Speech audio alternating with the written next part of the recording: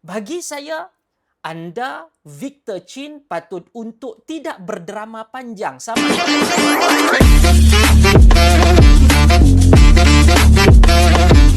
Bismillahirrahmanirrahim. Assalamualaikum warahmatullahi wabarakatuh. Sahabat-sahabat yang saya hormati sekalian. Pada kali ini, selepas daripada semangat Hari Raya Aidil Fitri, kita kembali kepada kebiasaan kita dalam memberikan komentar terhadap isu-isu politik semasa tempatan antarabangsa dan banyak perkara yang mempunyai kaitan secara langsung ataupun tidak langsung dalam kehidupan sehari-hari kita. Sahabat-sahabat, muncul kenyataan semalam yang dilaporkan oleh media. Satu orang yang dikatakan ahli perniagaan businessman dengan nama Victor Chin Boon Long yang mendakwa bahawa beliau diperas ugut untuk mendapatkan hampir 10 juta. Beliau sempat untuk memberikan 9.5 juta kepada seorang ahli parlimen kerajaan yang secara spesifik beliau sebutkan Parti Keadilan Rakyat, bahawa dengan bayaran itu beliau akan mampu untuk terlepas daripada tuduhan corporate mafia ataupun mafia korporat yang mempunyai satu modus operandi mengambil alih syarikat-syarikat itu secara paksa dan juga secara samsing.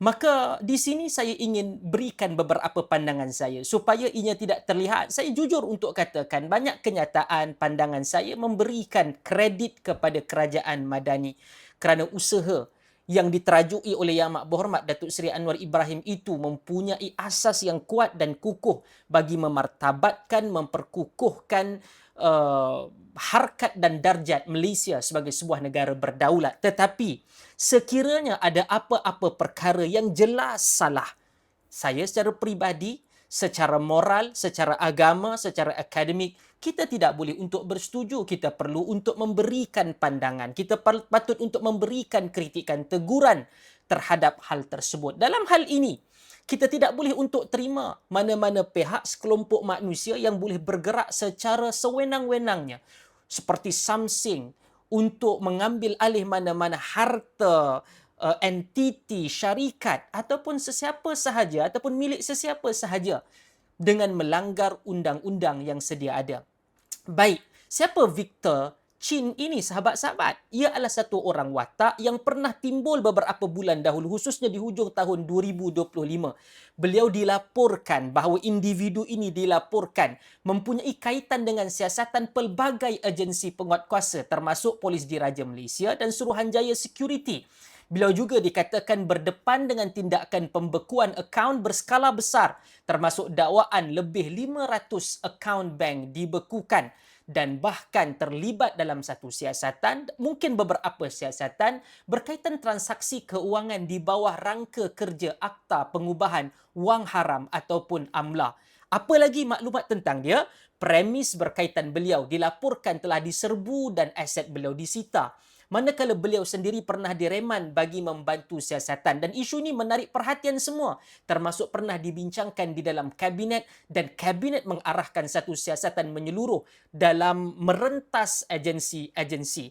Maka beliau hadir pada ketika ini dengan menyatakan bahawa terdapat ahli parlimen daripada kerajaan yang ingin ataupun menawarkan solusi. Anda bayar 10 juta, saya akan membantu. Itu adalah dakwaannya. Sahabat-sahabat, dakwaan ini berat. Tetapi dakwaan itu kekal dakwaan sekiranya beliau tidak menamakan ataupun tidak berani menyatakan siapa ahli parlimen itu. Bagi saya, anda, Victor Chin, patut untuk tidak berdrama panjang. Sama ada, beliau menyatakan dalam kenyataan itu, sehingga penghujung bulan Mac 2026, sekiranya 9.5 juta itu tidak dipulangkan kembali kepada beliau, beliau akan namakan. Bagi saya, sama ada dia pulang ataupun tidak, 30 Mac ataupun 31 Mac sekalipun belum sampai ataupun tidak, beliau perlu untuk menamakan. Kerana negara ini bukan dengan menyerahkan kembali maka kes itu boleh untuk ditutup. Tidak. Beliau perlu untuk menamakan dan berani untuk tidak hanya duduk yang dikatakan sekarang berada di London, balik ke Malaysia. Hadapi pertuduhan sekiranya anda adalah satu orang yang tidak salah. Dan saya juga menjadi sangat bingung tatkala ini adalah kes yang kedua kita lihat. Dahulu ada satu kes yang satu orang yang tertuduh dikaitkan dengan negeri Sabah, satu orang yang mengaku memberikan rasuah.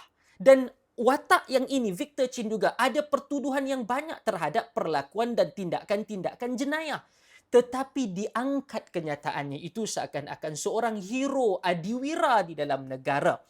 Maka kompas kepada moral kita itu mungkin perlu dilihat kembali kerana sangat bermasalah. Dan apabila dikatakan tentang watak menteri kononnya ataupun seorang ahli parlimen daripada Parti Keadilan Rakyat, maka disenaraikan semua itu. Maka ada yang menyatakan Mr. A, Mr. X, Mr. R, termasuk dengan satu orang yang terlalu banyak dikritik, tidak dipersetujui bagi saya dalam negara demokrasi. Sama ada anda adalah ahli atau pimpinan Parti Keadilan Rakyat ataupun sebagai seorang rakyat biasa, anda boleh saja untuk bersetuju ataupun tidak bersetuju mengkritik sebagai satu watak Datuk Seri Ramakrishnan yang juga merupakan naib Presiden Parti Keadilan dan merangkap Menteri Kesuma, Menteri di Kementerian Sumber Manusia. Boleh sahaja. Namun tatkala dikatakan Mr. R itu dikaitkan dengan Datuk Seri Ramakrishnan ataupun Ramanan Ramakrishnan, beliau tanpa menunggu 24 jam hadir ke sidang media dan menjawab. Ada yang menyatakan bahawa beliau dengan begitu semangatnya, defensifnya, terpulang. Namun pada 25 Mac 2026 hari ini, saya telah pun dan kita semua melihat bagaimana beliau tampil di hadapan media, puluhan media. Beliau menjawab soalan, beliau memberikan penjelasan. Dan itu adalah sesuatu yang perlu untuk kita puji. Ia bukan berselindung di balik mana-mana tembok-tembok kekuasaan.